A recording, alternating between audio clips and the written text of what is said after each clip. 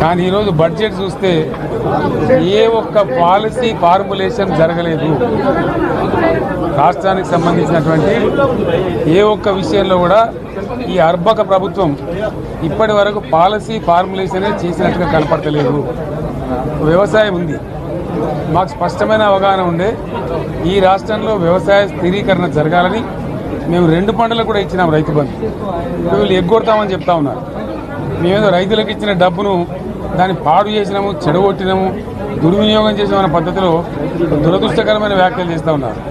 అంటే ఇది పూర్తిగా రైతు శత్రు ప్రభుత్వం అనేది తెలుస్తూ ఉంది. ధాన్యం కొనుగోలు చేయలేదు, విద్యుత్ సరఫరా చేయడం లేదు, నీళ్లు సరఫరా చేయడం లేదు, చాలా ఇబ్బందులు పెడతా ఉన్నారు.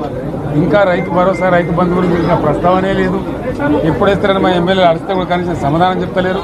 కాబట్టి రైతులను వంచింది ప్రభుత్వం, వృత్తి కార్మికులను వంచింది. ఒక్క పాలసీ, ఇండస్ట్రియల్ పాలసీ ఏమిటి? ఏమి లేదు. వాటి గ్యాస్ ట్రాష్ పంచరంగం ఈస్మాన్ కలర్ లాగా చెప్పడం తప్ప, స్టోరీ టెల్లింగ్ లాగా ఉన్నది తప్ప బడ్జెట్ చెప్పినట్టు లేదు. రాష్ట్రంలో వ్యవసాయ పాలసీ ఏమిటి, పారిశ్రామిక పాలసీ ఏమిటి, ఐటీ పాలసీ ఏమిటి, ఇంకా ఇతర అనేక పాలసీలు, పేద వర్గాలకు సంబంధించిన పాలసీ ఏమిటి అనే దాని మీద ఏ ఒక్క దాని మీద కూడా గ్యాస్ ట్రాషే తప్ప, చిల్లర మల్లర ప్లాట్ఫామ్ స్పీచ్ లాగా ఉంది తప్ప అది బడ్జెట్ ప్రసంగం లాగా లేదు.